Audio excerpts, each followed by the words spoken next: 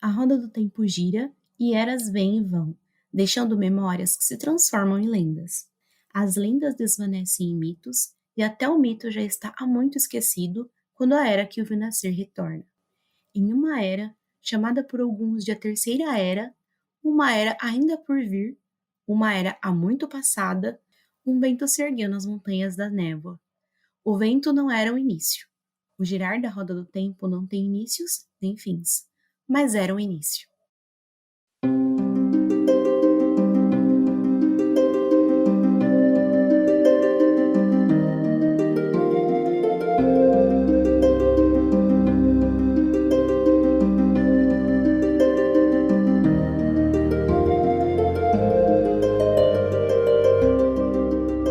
Taixar, Povo do Dragão, sejam bem-vindos a mais um episódio, então, do podcast Povo do Dragão, um podcast destinado à Roda do Tempo, uma série de fantasia publicada pela editora Intrínseca, que está no 6º livro, então, previsão do 7º livro, então, para esse ano, e em breve a gente vai ter também uma série de TV produzida pela Amazon Prime. Hoje, então, a gente vai continuar em nossa empreitada falando sobre o universo da Roda do Tempo e falando especificamente aí sobre a magia, né? Sobre a parte mágica da Roda do Tempo, né? Hoje a gente vai visitar, então, o mundo dos sonhos. Daqui a pouco a gente vai ter um guia de pronúncia aqui, porque esse mundo tem um nome específico e eu não sei muito bem como fala, mas a gente vai se ajudar aqui.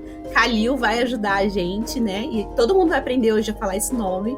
E eu sou a Gisele, sejam muito bem-vindos ao nosso 14º episódio, acho que é isso. Oi, gente, eu sou o Emerson e é isso aí, sei lá. Ele tá tímido, gente, relevem a timidez do Emerson. Oi, gente, eu sou o Luan e tava muito ansioso por esse episódio porque o mundo dos sonhos é uma das minhas partes favoritas de Roda do Tempo. Saudações, devotos da sombra e amigos das trevas, eu sou o Kalil e não é tão difícil assim. Vamos lá, galera, vamos comigo. Eu falo, mentira, Teleran Riod ou Teleran Riod ou Teleran Riod, vocês falam inglês, metade em inglês. Tem vários jeitos, eu prefiro falar tudo em português para não confundir minha cabeça. Teleran Riod, Teleran Riod ou Teleran Riod ou Teleran Riod, fica como vocês preferirem, mas o mundo dos sonhos tem vários nomes diferentes. O mundo dos sonhos, o mundo invisível, o lugar entre mundos, então o mundo dos sonhos, exato, o mundo invertido, então ele é bem versátil, como a gente vai ver, a própria natureza dessa realidade. Ou como, né, o Emerson abreviou também nosso roteirinho, TAR. TAR, chama de TAR, muito mais fácil. Só vamos.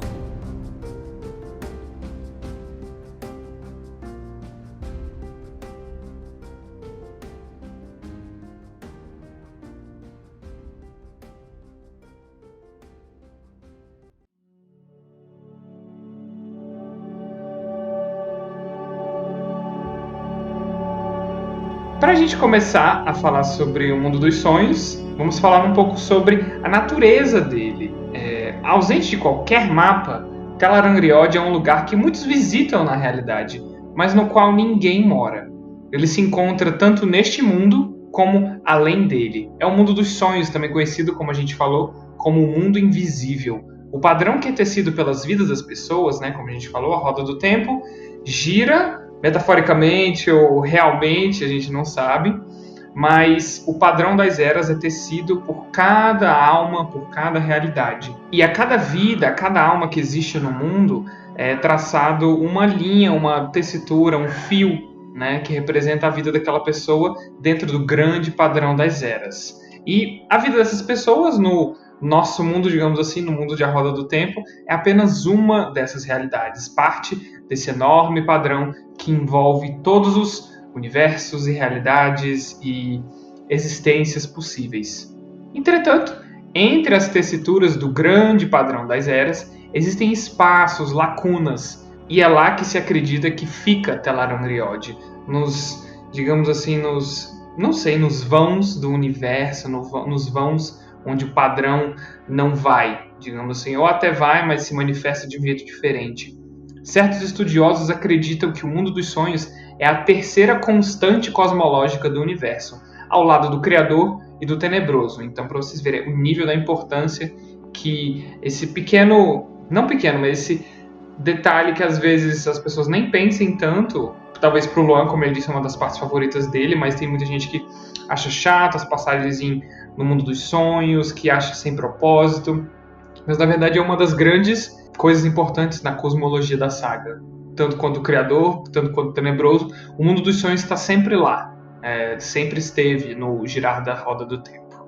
O mundo de A Roda do Tempo é um universo cheio de realidades paralelas, como a gente já viu, já que cada vez que alguém toma uma decisão, uma nova realidade é criada. Então imaginem uma espécie de universos paralelos em quantidade infinita, sendo que é possível acessar essas realidades por meio das pedras portais, que foi até como o povo de Shantian trouxe aqueles animais bizarros. Provavelmente alguém tomou uma decisão genética, sei lá, biológica, algum estudioso tomou uma decisão genética e biológica diferente, e aí esses animais surgiram, não se sabe, mas eles são parte de realidades que foram se ramificando do universo, sei lá, o primeiro universo criado pelo Criador. E aí foi se desenvolvendo aí várias infinitas realidades.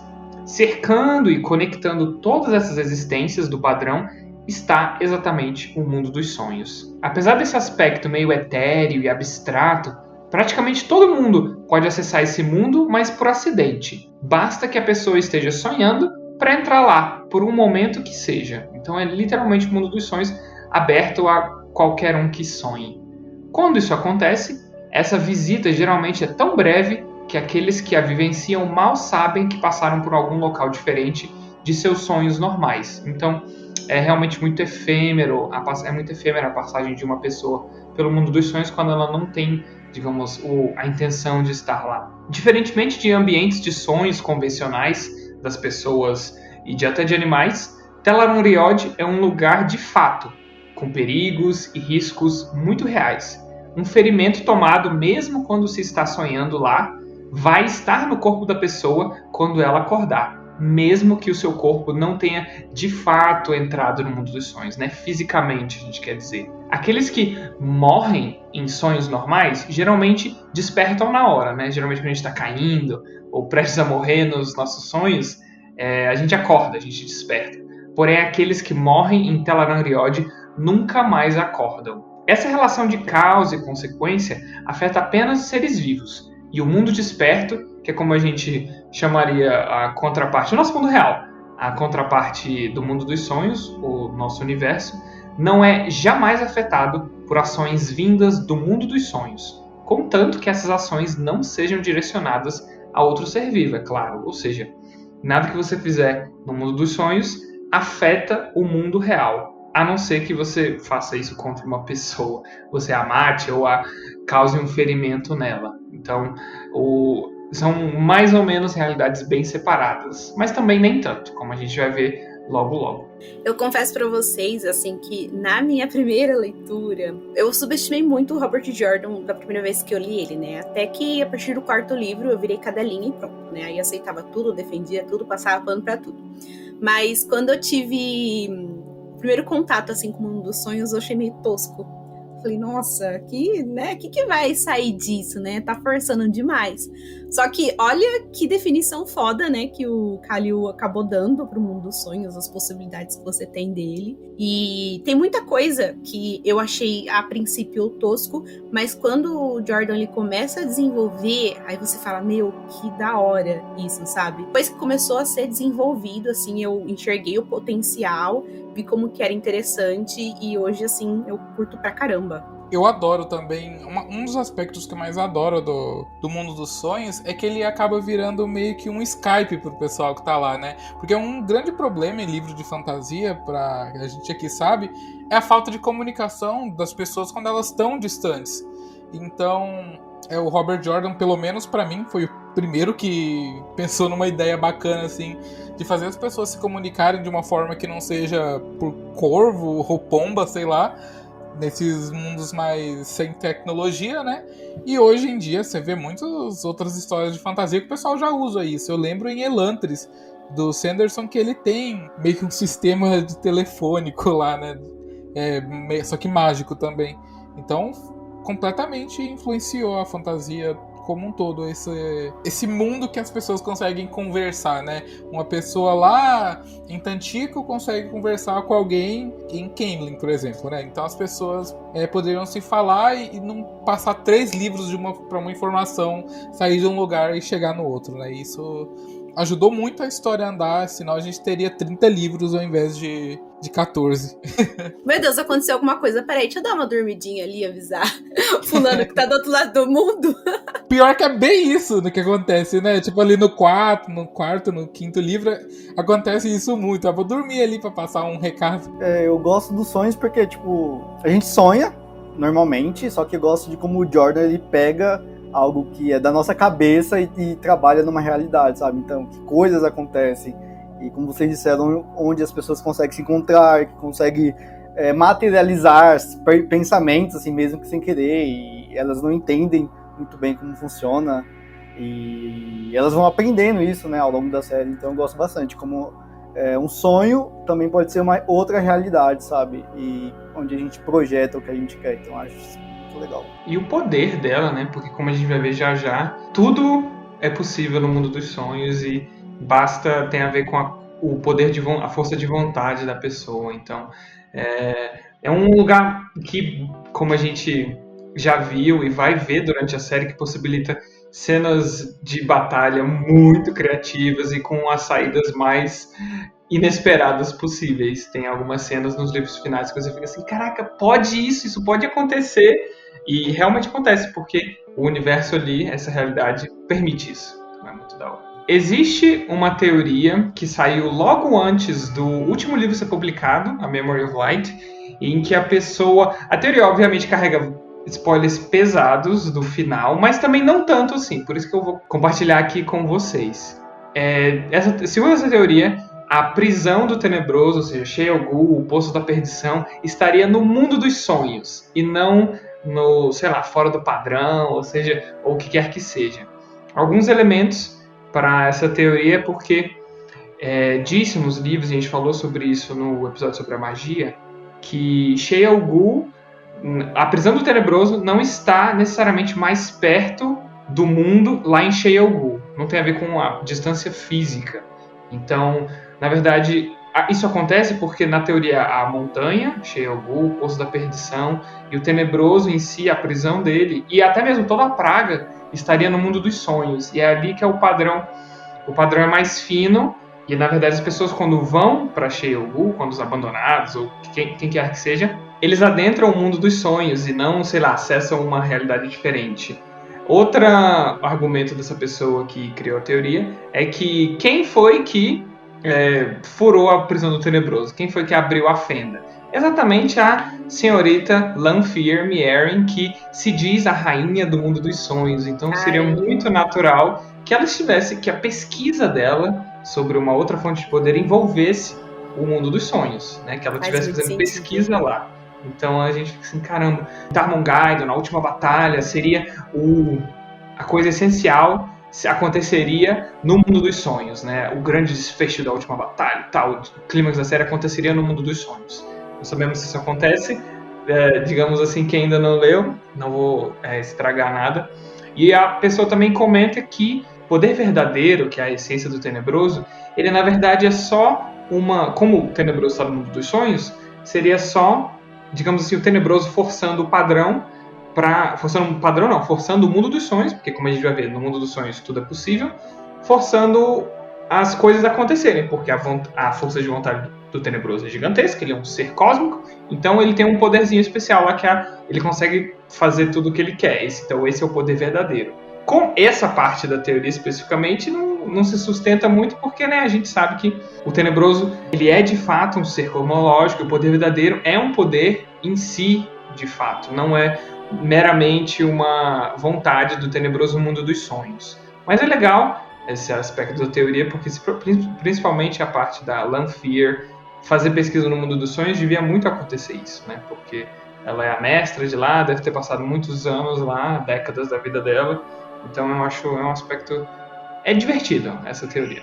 E eu acho que faz muito sentido, porque principalmente ali nos primeiros livros, os antagonistas estão muito presentes nos sonhos, né? Tentando ali os personagens, conversando com eles ali nos personagens. Então dá pra ver que é um local que eles dominam. Exato. E também, geralmente, livros de fantasia tem essa questão dos sonhos, os personagens sonham, tem visões proféticas, não sei o que, né? E na Roda do Tempo tem uma justificativa porque o mundo dos sonhos é um ambiente todo por si. Então não é que o personagem tá sonhando, tá no delírios, febris, sei lá, é porque realmente o abandonado entrou no sonho e tá mexendo com a cabeça do protagonista, ou realmente o abandonado está lá no mundo dos sonhos, conversando com o personagem. Então tem essa justificativa além de sonhos. Então quer dizer que lá no primeiro livro, aqueles sonhos do Rand com o Balsamon ganha toda outra dimensão, né? Na minha cabeça agora, pensando assim. Quando eu for reler o livro, eu vou prestar mais atenção. Porque no primeiro livro a gente não tem tantas informações assim sobre o mundo dos sonhos, né? Mas nos outros livros que isso se desenvolve de uma forma mais forte, eu diria. Então no primeiro livro eu achei um saco. E logo eu que amo o mundo dos sonhos, no primeiro livro eu achei um saco, porque, sério, uns 15, 20% do livro é sonho. Não, exagero, não é. É muito sonho, bicho. É como o Khalil falou, né? O Jordan, ele apresenta um negócio que parece tosco, depois ele começa a desenvolver, ele dá uma justificativa. E ele é um dos autores mais apelões que tem, gente, porque pra tudo ele arranja uma justificativa. Por isso que os fãs da Roda do Tempo são chatos, porque você vai tentar discutir com eles, mas eles têm uma justificativa, porque o Jordan pensa em tudo, ele desenvolve o negócio, sabe? Então ele é muito apelão, gente. Ele criou a maior apelação de todas, que é ta'Veren, né? Que, tipo, sim. Não tem nem o que discutir. De uma conversa. Bom, então, continuando falando sobre o mundo dos sonhos, a gente vai falar um pouco como é que se entra lá no mundo dos sonhos. Durante a Era das Lendas, esse mundo dos sonhos era constantemente acessado e havia muitos terangrial que eram fabricados com o propósito de permitir a entrada de uma pessoa nessa realidade de uma forma mais rápida. Alguns desses objetos necessitavam da canalização e davam acesso limitado. Eles eram feitos especialmente para estudantes e aprendizes, enquanto outros não requisitavam o uso do poder único. Então as pessoas realmente poderiam acessar o mundo dos sonhos sem ter poderes, né? Não necessariamente poder. Eles não entrar da forma que a gente comentou um pouquinho antes, que é sem querer, né? Que qualquer pessoa pode entrar sem querer. Através de um terangrial ela consegue entrar conscientemente, né, no sonho. Esses terangrial, eles eram chamados de Sleepweaver. Não existe tradução disso, porque a primeira menção é lá no livro 12, e aqui no Brasil a gente está com a tradução no livro 7 ainda, infelizmente. O 7 vai ser lançado aqui no segundo semestre, junto com a estreia da série. E esses Sleepweavers sobreviveram à ruptura do mundo, e atualmente, né, na época da série, eles podem ser encontrados em posse das Aes Sedai. Mas, no entanto, o conhecimento para produzi-los se perdeu. Então, o número que existe hoje em dia é um número fixo. Gente, desculpa, Luan, desculpa. Gente, eu queria, assim, ter essa segurança, né? Porque ele falou com tanta certeza, o livro 7 vai ser lançado junto com a estreia da série esse ano. Vai sair. Vamos canalizar? Não, vamos canalizar, vamos chamar. Isso mesmo, vamos canalizar a positividade. Mas eu achei incrível que ele falou isso, gente, com tanta naturalidade, sabe? Não, vai sair. É isso aí, Luan. É isso aí. Esses objetos podem ter o formato de anéis de pedra, discos de ferro ou placas de âmbar. Para quem presta atenção ali nos capítulos, tem aqueles símbolos, e nos capítulos que se falam do mundo dos sonhos, né, a Gi tá mostrando ali pra gente, mostra ali esse anel, né. Alguns desses terangrial, né, desses Sleepweaver, eles permitem acesso total ao mundo dos sonhos para qualquer um que toque nele e canalize os 5 poderes. Ou seja, pessoas que já conseguem canalizar, né, seja Aes Sedai ou seja algum homem que consiga canalizar. Já outros dão acesso limitado para alguém que sustente uma tessitura de espírito, porém não podem canalizar outros poderes. E aquele que está acessando aparece com um aspecto de névoa para aquele que está lá dentro do mundo dos sonhos. Então, aquela pessoa que está com uma conexão 3G ali no celular, sabe, enquanto você está no Wi-Fi em casa, é tipo aquilo. A pessoa fica com a conexão meio ruinzinha ali, meio quadriculada, meio pixelizada. Uma outra maneira de entrar nessa realidade paralela é por meio do talento do sonhar, que é uma habilidade bem rara e encontrada dentre aqueles que canalizam e aqueles que não canalizam também. Essas pessoas com tal capacidade são conhecidas como andarilhas dos sonhos. Com esse talento também vem um domínio maior sobre o mundo dos sonhos e a possibilidade para o andarilho entrar nos sonhos de outras pessoas, que têm seu grau de dificuldade relacionado se o alvo está fisicamente longe ou o quanto é conhecido pelo andarilho. Entre o mundo dos sonhos e o mundo desperto, existe uma outra realidade de transição que a gente considera como um lugar entre os lugares. Que nesse lugar onde a mente de todas as pessoas do mundo que estejam dormindo pode ser acessada por uma andarilha. Ou seja, ela conseguirá ver e influenciar o que a pessoa em questão está sonhando. É o que a gente acabou de falar ali atrás. Se a pessoa está perto dela, ela tem uma influência maior. E se ela conhece aquela pessoa, né?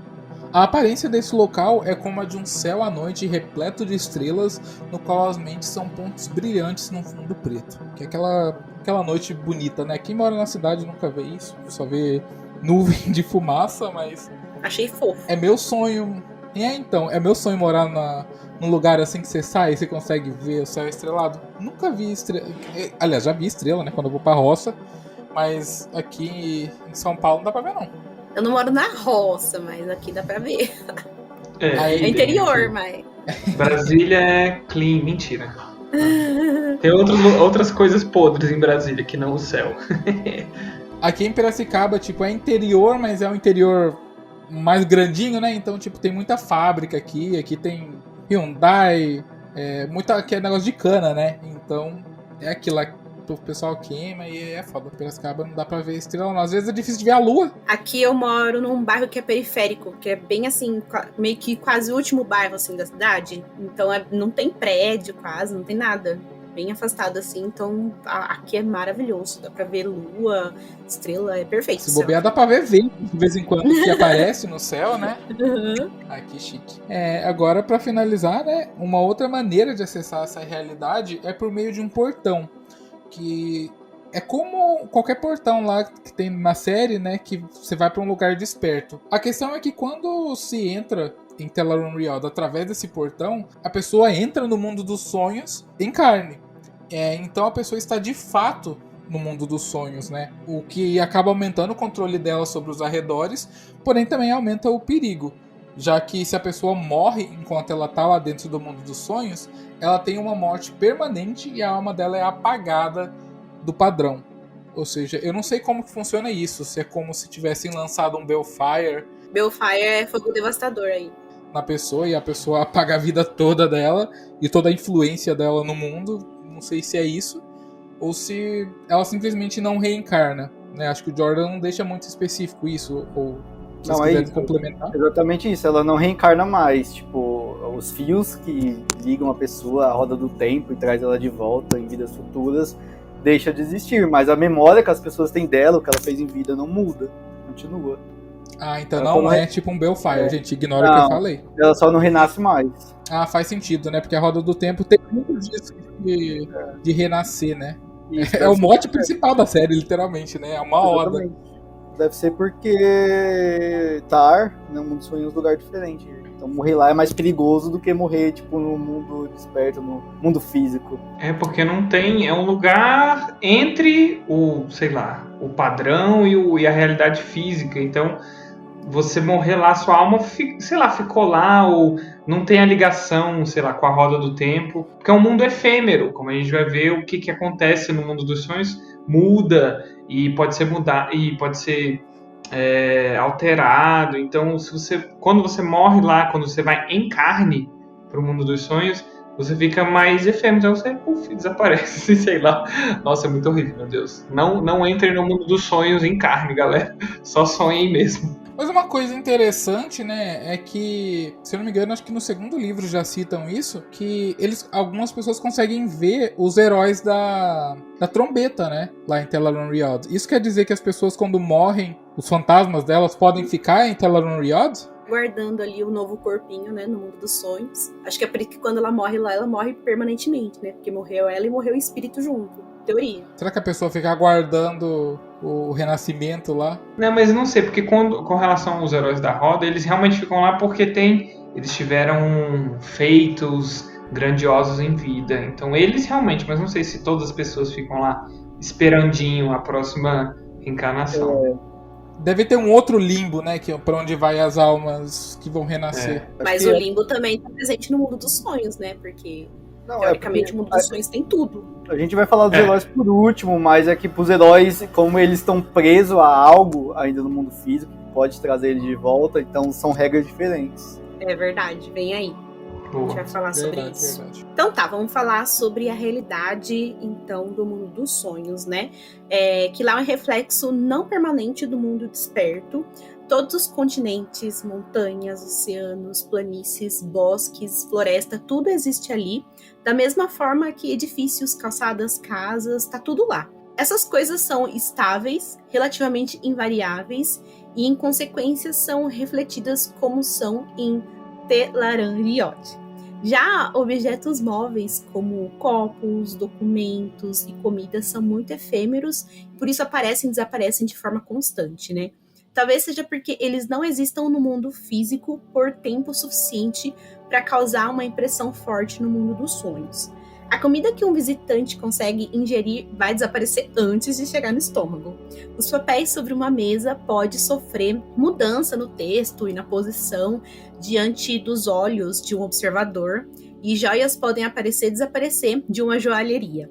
Somente as coisas que têm permanecido imóveis em um lugar por tempo suficiente acabam deixando uma impressão estável, como as frutas ou vegetais que não foram arrancados de uma árvore podem existir por um lapso de tempo suficiente para que o visitante faça uso delas, né? Contudo, o que quer que alguém use ou tire do lugar no mundo dos sonhos não é alterado em nossa realidade física, né?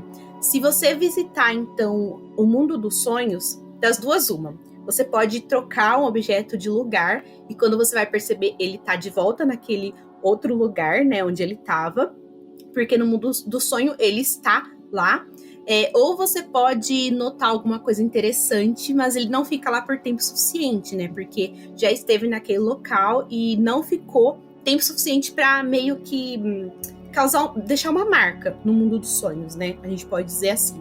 Os humanos não são as únicas criaturas que viajam por esse mundo. Animais selvagens também estão por lá, mas os animais domésticos estão surpreendentemente ausentes, né? Alguns consideram que os animais domésticos mudaram muito por conta de sua relação com os humanos, né? E perderam para sempre a conexão com a natureza. E, portanto, do mundo dos sonhos. Mas eu não sei, eu acho essa teoria aí meio estranha. Diferente do mundo desperto, então, o mundo dos sonhos pode sofrer mudanças pelos pensamentos e pela força de vontade de quem está nele. Nesse aspecto, se parece muito com um verdadeiro sonho, ou seja, que aquilo que a pessoa imagina pode se tornar real no mundo dos sonhos, sendo capaz de criar quase tudo que seja possível conceber. Porém, infelizmente, essa criação vai desaparecer quando a concentração de quem o criou vacilar. As leis da física funcionam de forma diferente lá, né? Você pode voar de um lugar para o outro, pode imaginar um lugar e se colocar nele. Então, você pensa no lugar, quando você abrir os olhos, você tá nesse lugar, né? Você também pode adotar a aparência que desejar e portar qualquer tipo de roupa. O tempo passa mais devagar nessa realidade se comparado ao tempo no mundo físico, né? Então, se você entrar lá e não saber controlar o seu pensamento, ele vai ficar praticamente estampado na sua cara, né? Porque você vai ficar mudando constantemente de fisionomia, de roupa. Mas se você manjar ali do negócio, eu acho que pode ser muito vantajoso, porque você pode entrar, assumir uma aparência diferente, pode visitar um lugar, assim, passar despercebido, espionar, fazer, assim, qualquer coisa, literalmente, sem levantar nenhuma suspeita. Então, acho que é isso que eu acho muito da hora. E é por isso que ele é muito perigoso, né? Muitas cenas bem cômicas na série surgiram disso, né? Da pessoa não controlar o que ela tá vestida e às vezes aparecer até pelada, as pessoas aparecem em Tel'aran'rhiod. Sim, tem uma personagem que ela visita um povo, que as mulheres, inclusive, elas não usam a parte de cima, né? E ela fica pensando tanto nessa cultura que é tão diferente que ela entra no mundo dos sonhos e ela tá vestida daquele jeito, sabe? E quando alguém vê ela, fala, o que é isso, né? Eu acho muito engraçado. É maravilhoso isso. A natureza flexível, então, do mundo dos sonhos faz dele muito atrativo. Porque qualquer pessoa pode ir a qualquer lugar e fazer o que quiser. Mas ele também, como eu falei, é muito perigoso, né? E é por isso que as sábias, né, ou especificamente falando das andarilhas dos sonhos, a Aiel, elas levam esse treinamento de andarilha muito a sério e proíbe que pessoas inexperientes viajem por lá sozinhas, né? Esse é um universo perigoso, com infinitas possibilidades, e não dá para ficar brincando. Enquanto tanta gente vive à espreita, usa ele como esconderijo, né, ou como arma. Já a Aes Sedai, elas não possuem nenhuma regra específica, porque, na verdade, elas são muito ignorantes, né, com relação ao mundo dos sonhos, né. O conhecimento que elas têm é muito breve, porque a última andarilha que elas têm conhecimento, ela viveu cerca de 400 anos atrás, né. Especificamente falando, a última, então, a Aes Sedai sonhadora foi Corianin Nedeal, há 473 anos, né? E pelo que entendemos dos registros, ela mal merecia o título, né?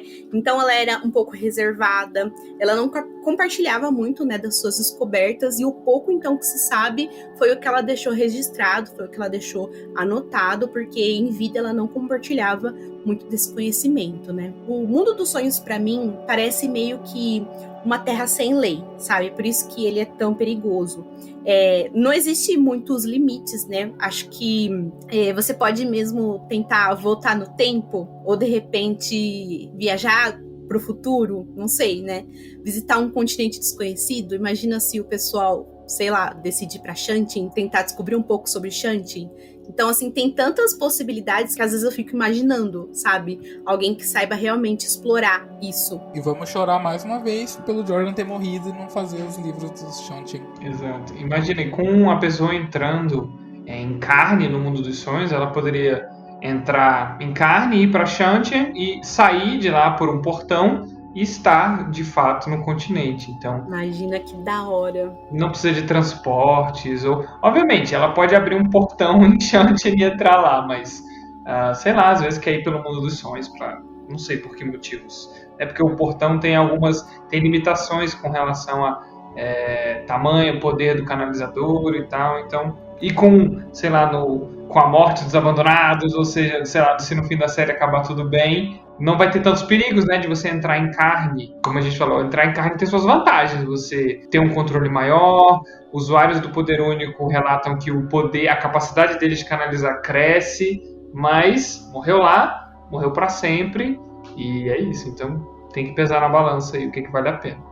Tá, agora a gente vai falar um pouco sobre o sonho de lobo. Como a gente sabe, né, as Aes Sedai dos últimos anos, elas são um pouco fracas, né, comparado com as Aes Sedai da Era das Lendas, dos primeiros 1000 anos, né, que existia Malenteren e tal, as 10 nações, as Aes Sedai eram muito fortes, porque ainda existia um resquício, né, de conhecimento da Era das Lendas e tal. Além disso, vários outros talentos, não necessariamente de pessoas que conseguiam canalizar, foram desaparecendo com o tempo, né? Então, como chegou próximo à data, sei lá, não prevista, né, que o dragão renasceria, alguns talentos não relacionados com o Poder Único, eles voltaram a aparecer. E um deles é o Irmão dos Lobos, né, que é a melhor parte do primeiro livro, inclusive. Esse talento é possível identificar, né, uma pessoa por meio dos olhos, que é a pessoa que acaba ganhando esse poder, porque o Perrin não nasceu com esse poder, né, do nada ele se tornou, não sei como. Talvez, acho que os lobos escolhem ele, e aí ele vira um Irmão do Lobo.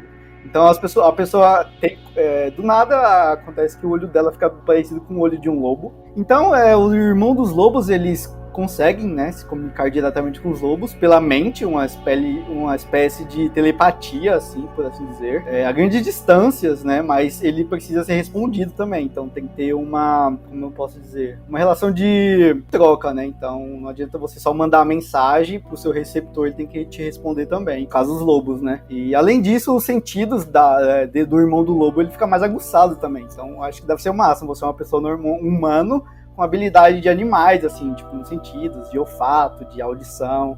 Então, a pessoa acaba desenvolvendo esses sentidos também. Além disso, eles têm o dom, né, o talento de entrar no mundo dos sonhos. Isso é uma das partes mais legais, porque você não precisa canalizar, né? Então, isso, de certa forma, ajuda a democratizar mais a entrada do mundo dos sonhos. Só que é conhecido por eles como sonho de lobo, não é mundo dos sonhos. Então, os lobos chamam de sonho de lobo. que é um termo muito mais legal. O sonho de lobo, assim, eu acho bem mais diferente. A gente só conhece 2 irmãos dos lobos, né? Que é o Elias Macheda, ou Elias, né? Eu chamo de Elias porque eu gosto de aportuguesar tudo. Mais legal. E ele já foi um guardião da Torre Branca, né?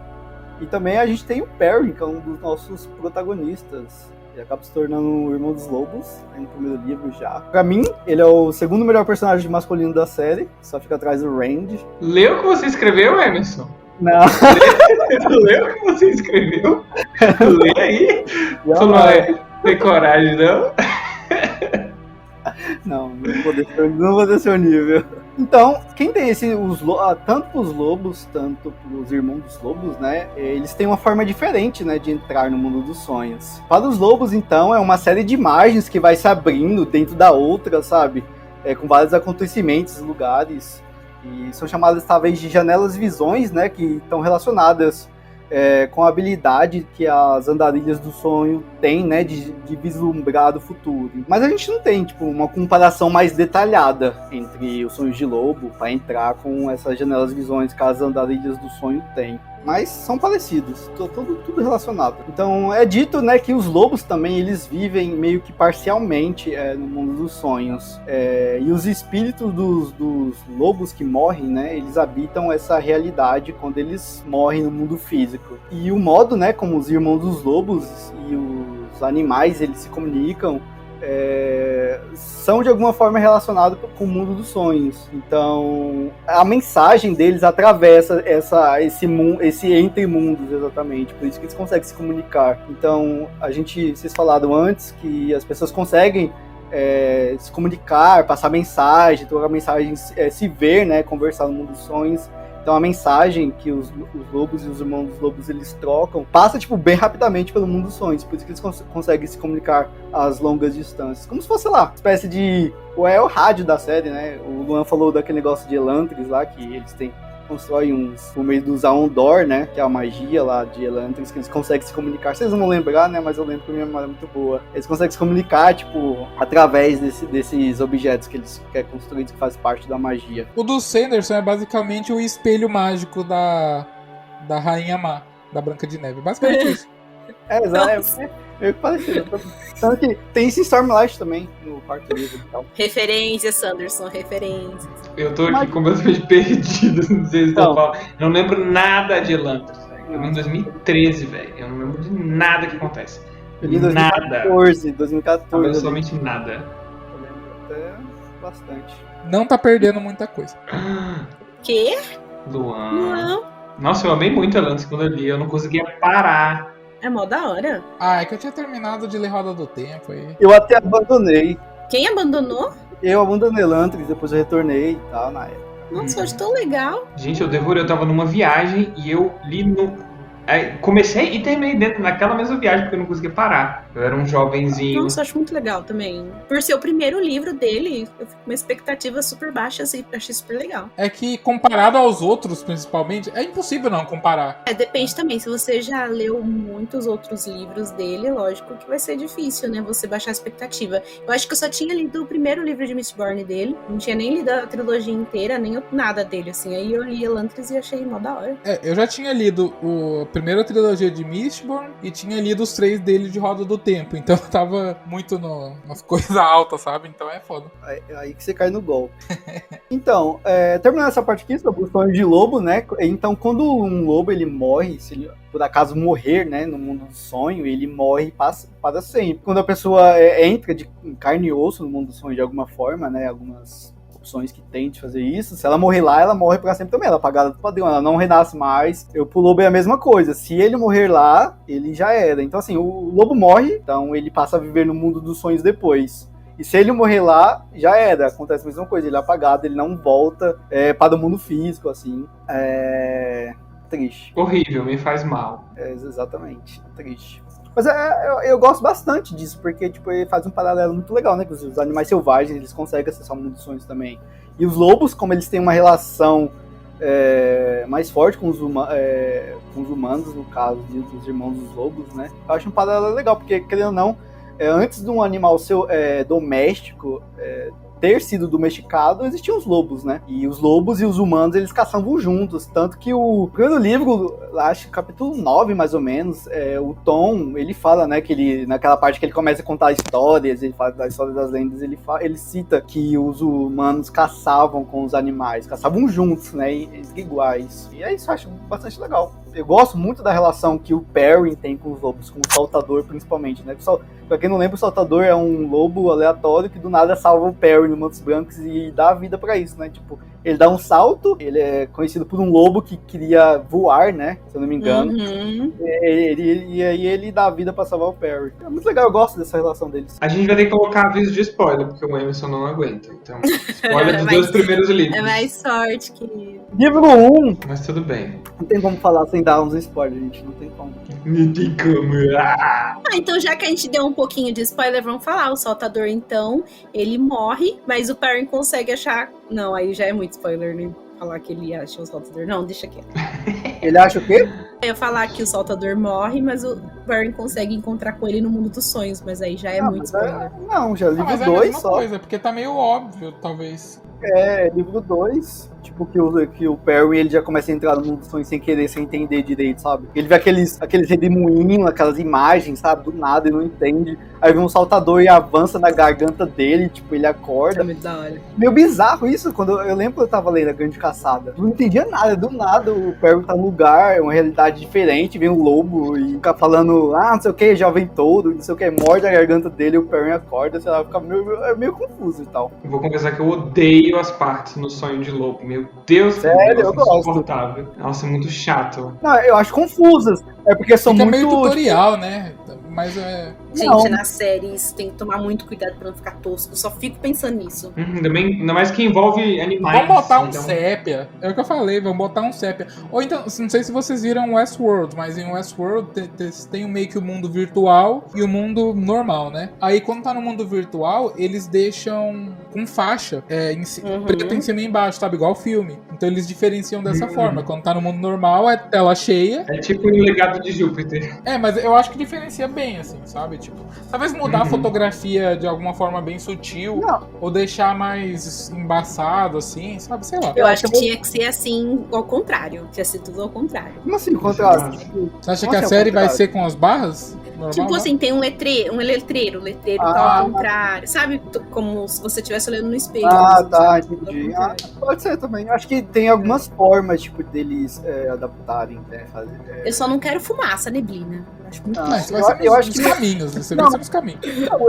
Vai ser meio que um reflexo do mundo, e as coisas que não tiverem muito fixas no mundo, sei lá, tipo, objetos, vão ficar meio que piscando, sabe, meio que tremendo assim a imagem, voltando, desaparecendo. Nossa, e tipo, prédios que estão há mais tempo construindo grandes árvores e tal, eles vai ficar com a imagem mais fixa. Acho que assim funciona melhor. Mas pode ser esse negócio, tipo um espelho assim ao contrário e tal. Eu quero muito que a série tenha um tom de suspense, sabe? Porque eu acho que os livros, assim, eles têm um tom meio misterioso pra tanta coisa que seria muito legal, sabe? Se tivesse um pezinho no suspense, umas coisas assim, pra dar meio medo, sabe? Dá pra ir pro terror. O pessoal fala bastante mal do primeiro livro, mas eu acho que o primeiro livro mais dark, assim, de todos, sabe? Porque a gente não entende o que tá acontecendo e tal, tem umas partes bem... A parte do sonho com o próprio Balsamon, sabe? Os corvos também indo atrás do... De Shadar Logoth também. De Shadar Logoth, exatamente. Acho que de todos os livros, o primeiro é um pouco mais dark. Também deve ser porque os personagens não sabem muito do mundo e tal. E a gente o segundo eu acho um pouquinho macabro também. As partes com o Padan Fain e os Mirdraus, Trollocs e tal, são umas partes eu acho. Depois começa a ficar mais de boas. Quando os abandonados entram, ficam mais de boas, né? Quando os trapalhões chegam, né? Aí vira zoeira. Eu amo. Mas dá pra eles trabalharem, assim. Não sei se eles vão fazer isso, nem sei se eles vão trabalhar mundo dos sonhos e tal. Tipo, a gente não sabe, né? Se eles Cara, vão tem que... A gente não sabe de nada. Exatamente, a gente não sabe. Eu não tenho certeza se eles vão trabalhar isso. Porque, assim, eu acho que dá pra fazer a série sem colocar o mundo dos sonhos. Tipo, dá pra fazer isso. Não. Eles teriam que dar muita volta pra tirar o mundo dos sonhos. Não, imagina, vou tirar o Wi-Fi, vai tirar o zoom do negócio? Eles podem cortar o começo, assim, aquelas conversas com Balsamon, essas coisas meio toscas, eles podem cortar à vontade. Mas vocês viram que Acho que a gente já até falou disso, né? Que o Rafe, ele falou que ele vai adaptar a história como um todo e não livro a livro, né? Que antes tinham falado, vai ser 2 livros por temporada. Não é mais isso. Eu acho interessante, mas eu tô com medo de spoiler. Mas então, é que não daria pra fazer, tipo, em questão de série de TV, não dá pra fazer 14 temporadas, ou 7 que seja assim, seguindo o livro certinho, porque senão os atores vão envelhecer muito, sabe? E eu acho muito massa, sabe? Porque vai ser uma adaptação diferente e até quem já leu tudo vai ficar assim na expectativa, tipo, o que vai vir depois, sabe? O que vai ser agora, não vai ter todas as respostas. Eu acho muito interessante, mas eu fico preocupada porque eu não li tudo. Mas por sorte não tem criança, né? Então, tipo, por sorte não tem criança, então, tipo, não tem problema das crianças crescer, né? Já pegaram pessoas. Mas ele chegou a falar sobre isso, se eu não me engano. Ele chegou a falar ele dessa falou preocupação. que se eles seguissem um livro por temporada, os atores principais teriam uns 50 anos quando terminasse a série. Seguiria a ideia original do Jordan, né? Do Randy ter 50 Por favor, anos. né? Não, eu acho a ideia original às vezes mais da hora do que acontecer tudo em 2 anos. É ridículo. Sim. Não, imagina os velhos andando o continente inteiro, sem bala. ia ser 30 O Tom livros. faz isso, velho. Meu Deus. O Tom, ele é roubado, sei lá. O Tom é só grisalho, ele só pinta. Na verdade, ele tem 30 anos ali ainda. E como a gente falou, né, os heróis da roda, os heróis conhecidos também como os heróis das eras. Isso aí é Mistboss, você inventou, né? O herói das eras. O que é isso? Não. Sanderson de novo. Sanderson pegando referência de novo. Não, eles são chamados de herói das eras também. Não são, Gisele? Sim, são chamados, são. De herói das eras São os também. heróis das eras. Sanderson não seria ninguém sem a roda do tempo. Pior que não. Fazer aquele meme do Sanderson referente. Tem um Sanderson pré-roda do tempo e tem um Sanderson pós-roda do tempo, velho. Tem, tipo, dá pra claramente se ver a diferença de narrativa, de escrita nele. Por último, falar sobre os heróis da roda, né? Também conhecido como os heróis das eras. Eles estão presos, né? À roda do tempo, assim como todas as pessoas, mas eles têm outras regras, né? Justamente porque eles estão presos a um objeto físico, que é a trombeta de Valéria, que pode invocá-los para que eles lutem aí, né, a favor de tal lado.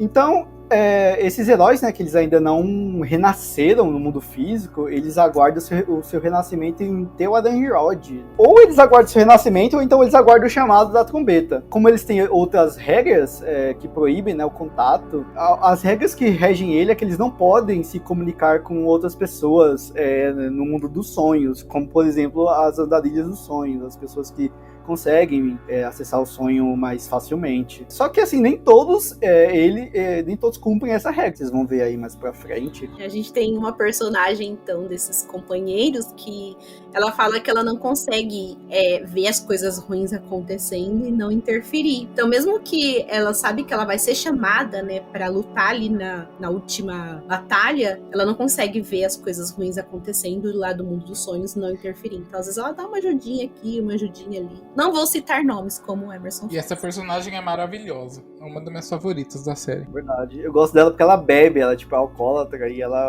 flerta. Grande talento. Sim, são cenas maravilhosas dela bebendo. Ela é muito legal, ela é muito engraçada, cara. Meu Deus! Eu gosto dela porque ela é alcoólatra. Tanta coisa da hora que a personagem tem. Ai, nossa. Eu acho ela um contraste, assim, em relação às outras mulheres da série, sabe? Gente como a gente. Gente como a gente. Não sei, você é assim? Não sei se você bebe. Não, eu acho que isso fala mais sobre você. Pega no pulo. Não tô dizendo que eu gosto de alcoólatra, não tô falando disso. Então, os heróis, eles podem, né, tipo, ficar várias gerações no mundo dos sonhos, né? Mas, de certa forma, eles estão atentos, né, ao que acontece dentro do próprio mundo dos sonhos do que as outras pessoas, do que os andarilhos, até porque eles estão lá, tipo, o tempo todo. Especula-se, né, que da mesma forma que uma pessoa, ela consegue entrar de carne e osso no mundo dos sonhos, também é possível um herói sair de carne e osso do mundo dos sonhos para o mundo físico. Sem precisar renascer, assim, tal, mas aí a gente tem que ler, né, pra gente descobrir como é que acontece e tal. É isso. Será sim? Será ser? Então, aqui a gente finaliza nossas considerações, então, sobre o mundo dos sonhos. Tel'aran'rhiod. Deixem aqui nos comentários se vocês conseguiram reproduzir, então, o nome ou se vocês estão com dificuldade ainda. E contem pra gente, então, o que vocês acharam. A gente vai continuar, então, trazendo mais informações sobre o universo, sobre esse sistema de magia aí. Tem muita coisa ainda pra gente abordar. E pra finalizar, então, o episódio, a gente vai finalizar, como de costume, falando das nossas leituras atuais, né? Eu vou começar, então, eu terminei o Registros Estelares de uma Notável Odisseia Espacial da Beck Chambers na sexta-feira. Finalizei esse livro em prantos. Ele acabou comigo. Todos os livros dela eu favoritei, são maravilhosos. E de todos os livros eu jamais imaginei que esse fosse mexer tanto comigo, né? Porque ali a gente tem uma história que apresenta uma monotonia pra gente aprender ali sobre uma certa frota. Mas eu não sei, gente, esse livro pegou tanto assim no meu pessoal que eu terminei ele devastada, amei 5 estrelas, favoritado.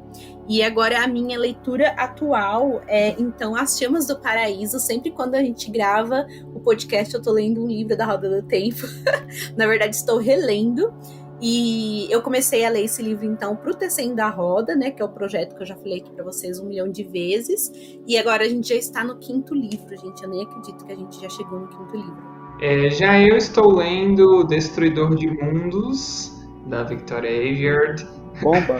Emerson, larga de ser preconceituoso. Tá, você adora aí. Nós adoramos aqui o Cefador, tá? Então você pode parar com esse preconceito aí. O Emerson é o AI-fóbico. Isso, ele se faz, entendeu? O que você tá achando, Calil? E aí, essa semana eu estive de mudança, então eu li pouquíssimo. Nem cheguei na página 200 ainda, mas eu tô gostando, assim, o tom é bem adultinho, assim, ele é mais, achei mais adultinho. Eu vi sua resenha, você falou isso, eu concordei super.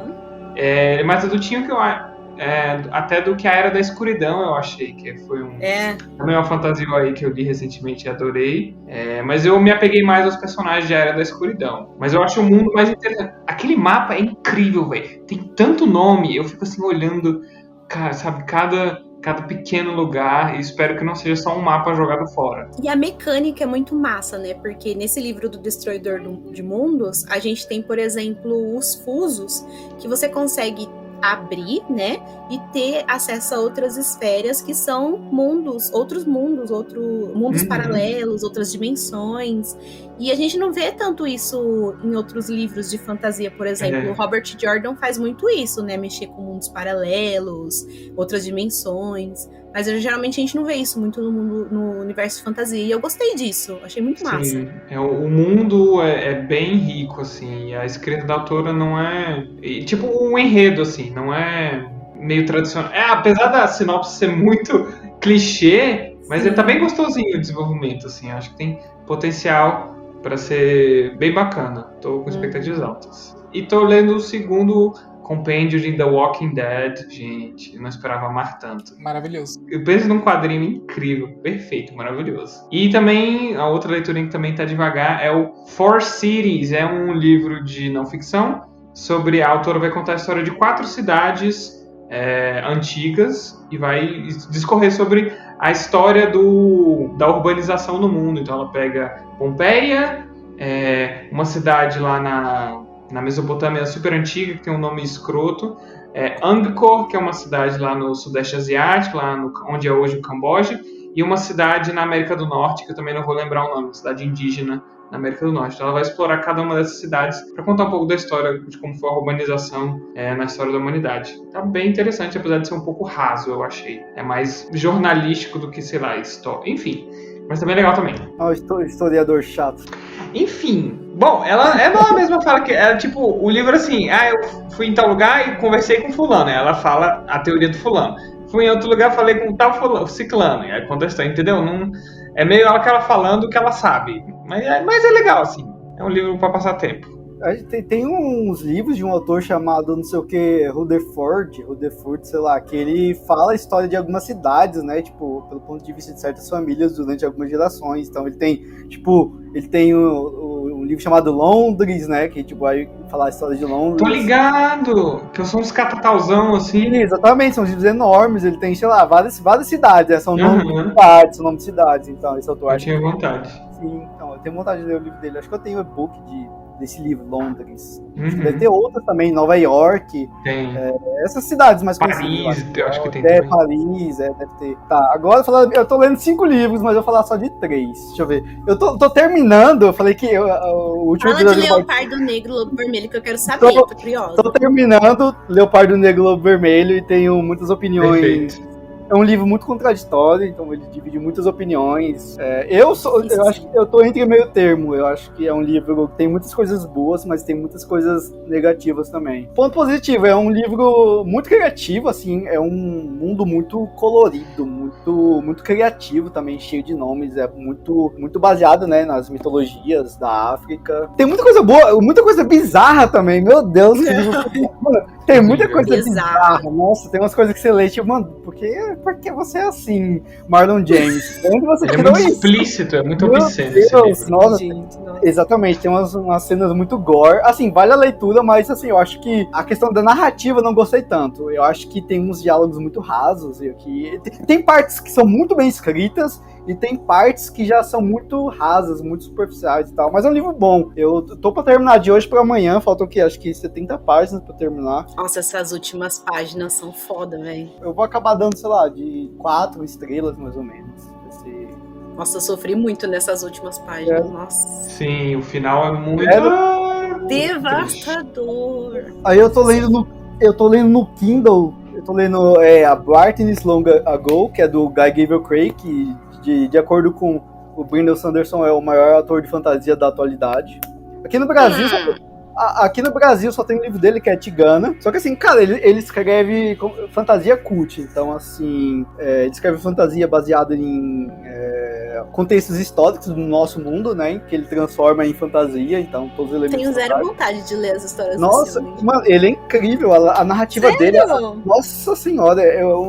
O primeiro livro que eu li dele foi The Lions of Al-Hassan, que é um livro baseado mitologia da Arábia mesmo, sabe? Ali na parte da Ásia. Muito legal, cara. Ele escreve muito bem. Então, a narrativa dele talvez um pouco parecida com a da Robin Hobb. Ele escreve muito bem, mano. Eu acho que, se tratando de fantasia, ele tem uma das melhores narrativas que eu já li, sério. Ele escreve bem demais. Caramba. Ele escreve muito bem. Pena que a gente só tem um livro dele aqui, que é Tigano. E foi publicado em 2 volumes, tipo... A falecida saída de emergência.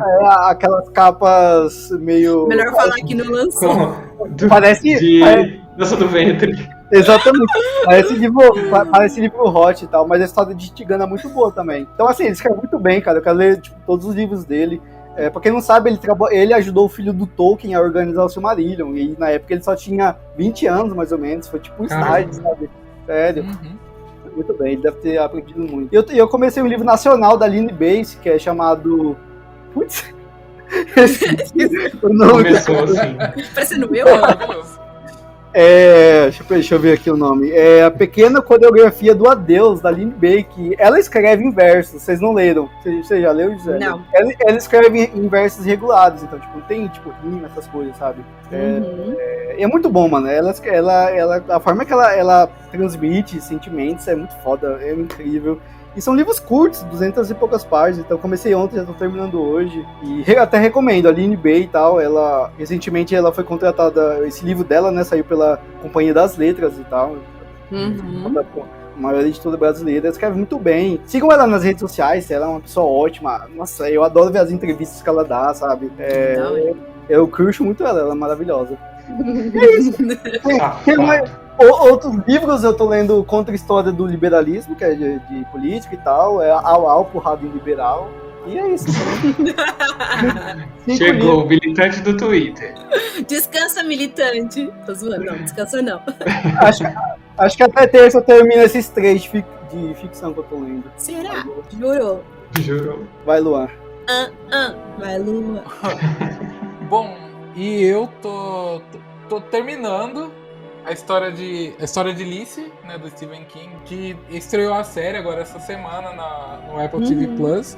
Tá bem legal a série, assisti os 2 primeiros episódios, porque eu já tô em 80% aqui do livro. Aqui, né, a gente acompanha Alice Landon, que é esposa do... esqueci o nome dele. Scott Landon, que ele morre, e aí o livro a gente acompanha a história dela depois da morte dele, ela relembrando várias coisas que foram acontecendo, coisas sobrenaturais, coisas com a irmã dela, que tá acontecendo também, que a irmã dela entra meio que num estado catatônico, e a gente vai acompanhando tudo isso enquanto tem também um cara maluco que quer porque quer. Ah, bom, né? Eu falei, nossa, é só isso a história? Cadê a parte doida, né? Então, enquanto isso a gente acompanha um cara maluco que quer porque quer os contos e talvez até o romance que não foi publicado pelo Scott Landon em vida, né? Então o cara vai lá e quer porque quer, ele vai fazer tudo pra conseguir isso. E a série tá bem bacana também, quem não quiser ler, acho que vale a pena. A crítica não gostou muito da série pelo jeito, que tá com 50 no Metacritic. Mas tá bacana até agora. Pelo menos os 2 primeiros episódios foram bem bacanas. Está sendo adaptado pelo próprio King, ele que escreveu os roteiros dos 8 episódios. E pra ele disse que esse livro é o favorito dele. Porque Caramba. Quem leu muito livros do King sabe que ele escreve muito escritores, né? E esse aqui ele escreveu quando ele teve pneumonia, lá em 2004 ou 2005, se eu não me engano. E na casa dele, ele falou que o escritório dele era uma zona. E aí, enquanto ele estava no hospital, a mulher dele aproveitou para organizar. Ela colocou tudo em caixas e tudo mais certinho. E na hora que ele chegou em casa, que ele foi ver, ele falou, porra, isso aqui eu morri, né? Ela organizou todas as coisas pra vender, pra fazer qualquer coisa. Daí que foi surgindo as ideias, tipo... Já teve o lapso. Já. O autor morreu, o que acontece com a viúva dele? E aí é Stephen King, né? Maluquice. Tá bem bacana, eu tô ali pendendo pras 4 estrelas. No começo eu tava pendendo pras 5 estrelas, porque quem conhece a escrita do King sabe que ele sabe escrever luto assim como ninguém, né? Só que aí começou as partes mais fantásticas e o King não sabe usar alegoria. É sempre real pra ele, sabe? Então, tipo, se ele fala que existe uma piscina de ideias onde o autor vai pegar ideias, existe realmente uma piscina onde ele vai pegar ideias. Sabe? Então, tipo, algumas coisas assim vai decaindo um pouco o livro, mas não tira o brilho das outras coisas do livro. E até isso, essa coisa mais literal que tá no livro, tá sendo usado de uma forma bacana. Eu tô tendendo ali entre 4, 4,5. Não sei se vai recuperar a meia estrela pra ir pro 5 que eu tava dando no começo. Quanto falta pra você acabar o livro? Falta 80%. No audiobook, né, que eu ouço o audiobook... Falta, não, você já leu 80%. Isso. Falta 20% ali. Faz tempo que eu não leio o King, eu acho que eu dei uma enjoada. Eu já li, ó, tenho tudo isso aqui do King, aqui, ó. Aí eu dei uma traumatizada. Já li uns 30 livros dele, aí eu só leio um por ano agora e tal. Mas eu gosto fraquinho, gente. Eu acho que eu li 30, acho que esse aqui é meu 31º, talvez. 31º ou 32º. Caramba! Também. É que eu tô lendo, tipo, em ordem cronológica, só que aí quando vai lançar alguma coisa, eu pulo pra aquele livro lá pra ler antes. Mas é isso, basicamente. Eu sou bem fraquinho de King também, assim. Ah, ele é pesado. É meu favorito, então eu sou suspeito pra falar dele. Então nós finalizamos o episódio aqui. Digam lá, gente, o que vocês estão achando então de acompanhar a gente no YouTube. Quero muito ver o feedback de vocês. No último que a gente lançou teve bastante feedback, né? O que vocês acharam? Bastante gente lá deixou seu comentário, teve bastante visualização também. Acho que o pessoal tá gostando, mas é sempre muito importante a gente receber o feedback de vocês, seja aonde for, seja no YouTube, seja nas nossas redes. Então a gente tem lá Instagram, Facebook, a gente tem Twitter, a gente tá presente em tudo quanto é lugar, gente. E ficamos por aqui, então. Até o próximo episódio. Taishar, Povo do Dragão.